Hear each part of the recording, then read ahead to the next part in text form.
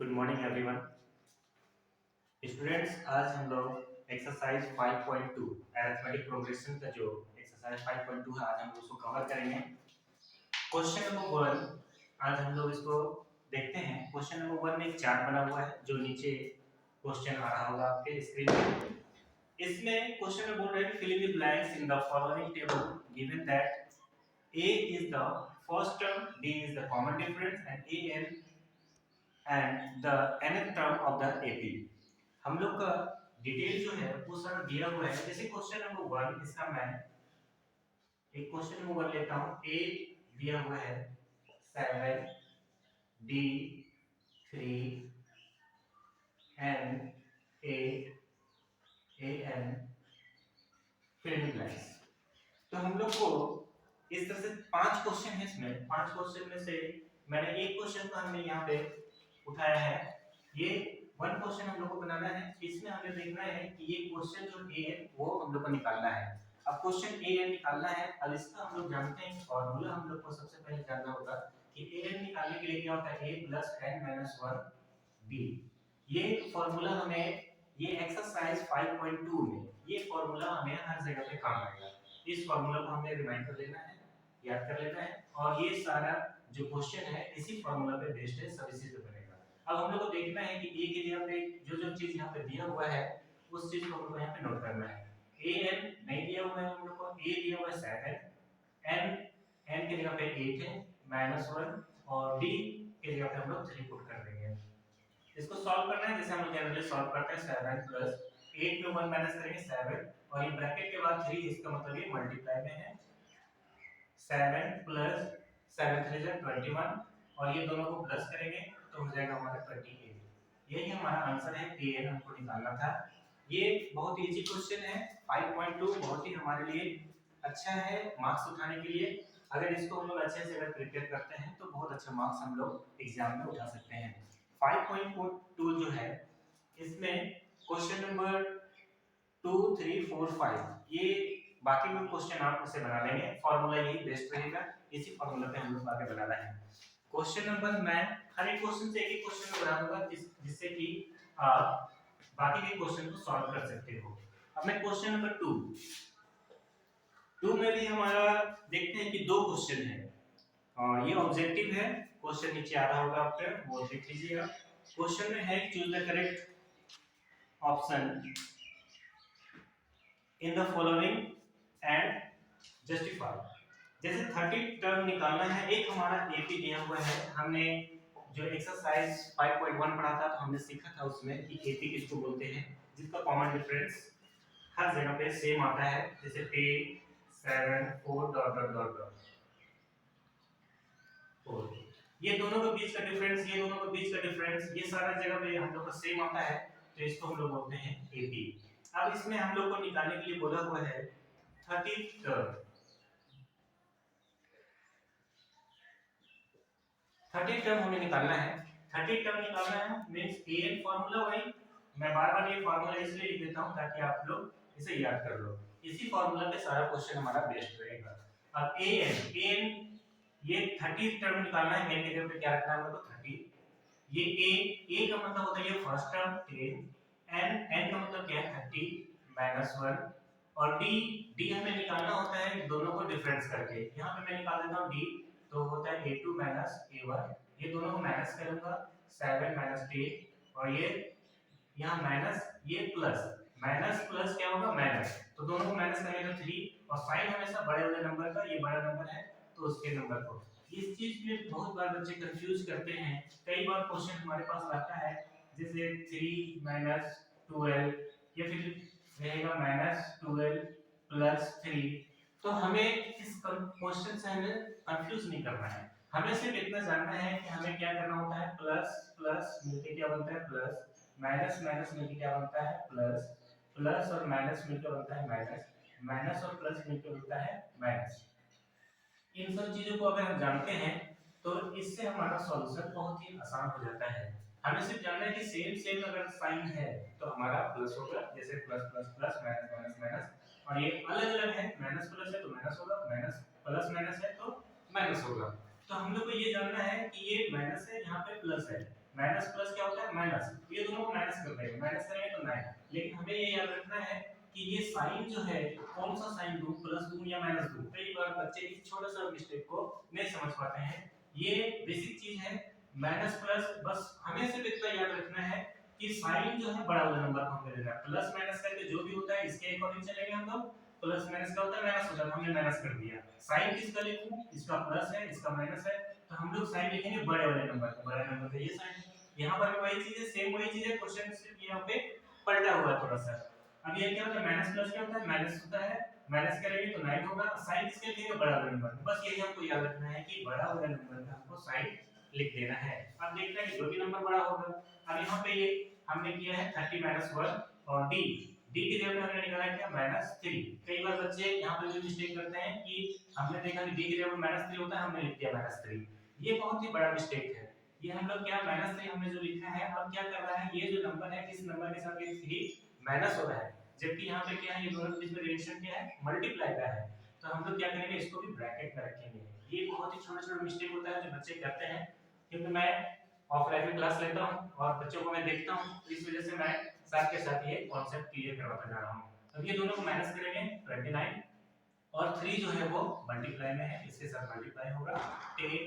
अब इसको मल्टीप्लाई करेंगे तो 29 को 3 से मल्टीप्लाई करेंगे, 9 3 जा 27, 2 3 2 6 8, ये क्या हो गया 87, वो भी क्या माइनस में। अब यहाँ प्लस माइनस दो साइन आ गया सामने, ये दो साइन है तो माइनस प्लस क्या होगा माइनस हो जाएगा 87।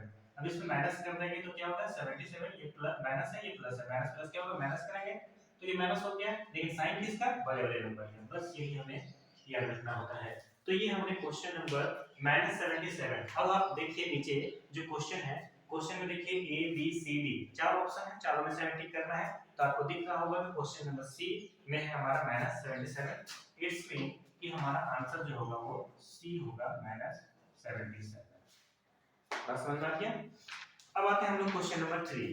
इसी तरह से हम लोग हर एक क्वेश्चन को सॉल्व करेंगे, एक एक क्वेश्चन, जिससे कि हम लोग सारे चैप्टर को बहुत ही कम समय में कवर कर सके।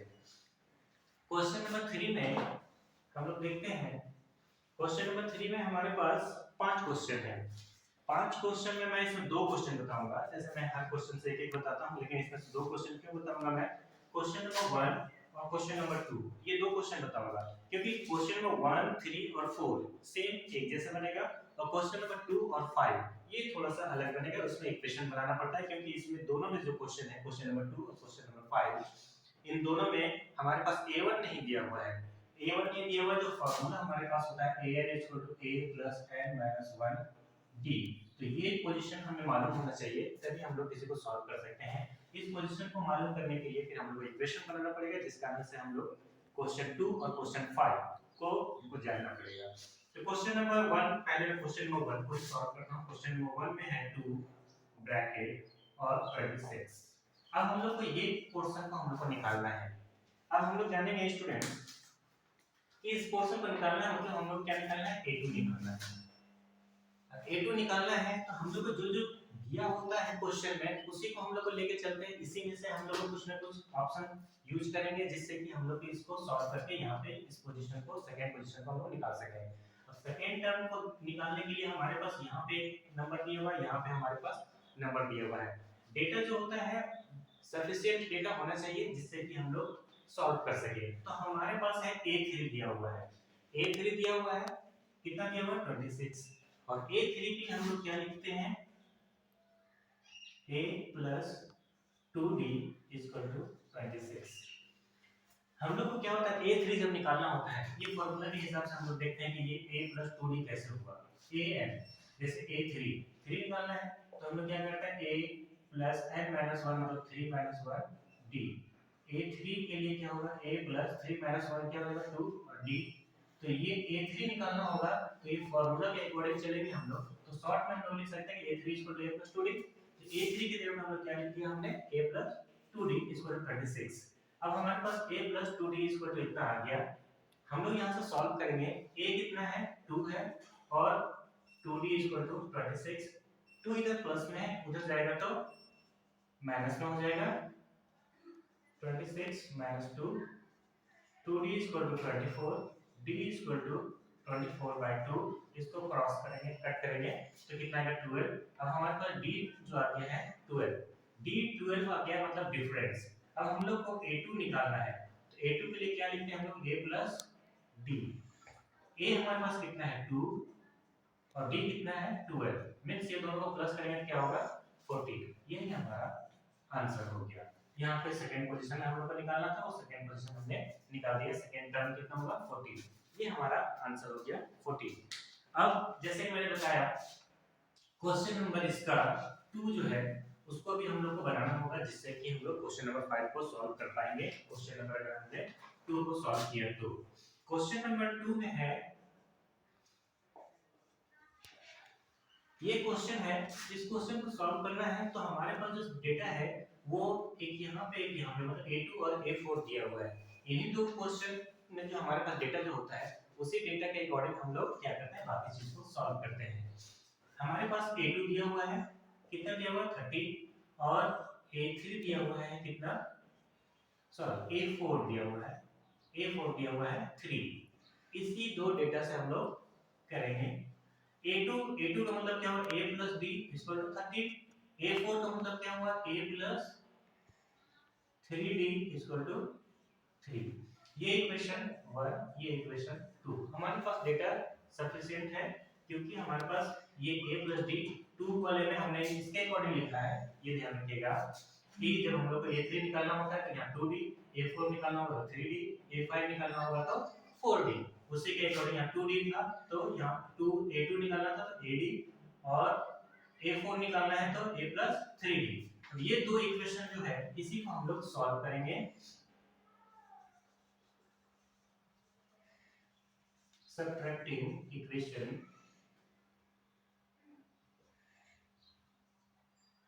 2 minus equation 1 dt। अब हम लोग क्या करते हैं, इक्वेशन 2 को पहले लिखते हैं a plus 3d equal to 3, और ये है a plus d equal to 30। इसको क्या करना है, माइनस। जब भी माइनस करते हैं कोई इक्वेशन को तो यहाँ जो नीचे साइन है, यहाँ प्लस है तो यहाँ माइनस, प्लस है तो माइनस, यहाँ प्लस है तो माइनस, सबका साइन हम लोग चेंज कर देते हैं। ये प्लस माइनस दोनों क्रॉस हो गया, कट गया।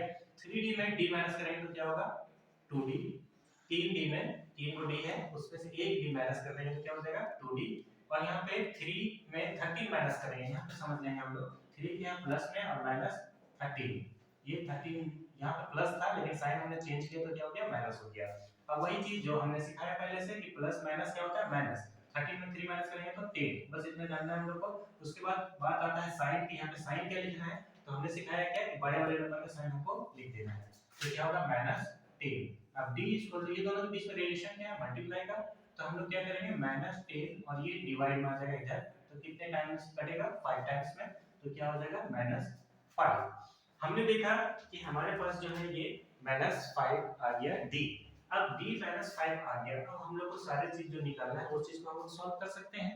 इसको सॉल्व करने के लिए हम लोग क्या करेंगे, हमारे पास d आ गया है, अब हम लोग a1 निकालेंगे और a3 निकालेंगे। a1 निकालने के लिए क्या करेंगे, हम लोग ये वैल्यू जो है इक्वेशन 1 में या इक्वेशन 2 में किसी में भी हम लोग पुट कर देंगे। जैसे कि हम लोग लिख देते हैं यहाँ पे putting the value of d in equation 1। Equation 1 में मैं पुट करता हूँ। इक्वेशन 1 क्या है, a plus d equal to 13। a तो वैसे ही रहेगा, d की जगह पे क्या लिखेंगे -5 जो ब्रैकेट में होगा और 13। इसको मैं इधर सॉल्व कर दे रहा हूँ a, और ये -5 है उधर जाएगा तो +5, 13 प्लस 5 क्या हो जाएगा हमारे पास 18। तो हमने देखा कि a जो हम लोग को निकालना था वो कितना आ गया हमारे पास 18। अब हम लोग को a3 भी निकालना है। अब a3 निकालने के लिए हम लोग क्या करेंगे, a3 इक्वल टू क्या होता है a प्लस 2d, हमने पहले भी सीखा है कि a3 निकालना हो तो क्या a प्लस 2d। अब a के जगह पे कितना आ गया हमारे पास, a की जगह पे 18 आ गया है, 2 मल्टीप्लाई d, d कितना है -5 ब्रैकेट में 18 प्लस 2 5 जा 10 जो माइनस में है, माइनस प्लस क्या होगा -10, तो इक्वल टू कितना हो जाएगा 8।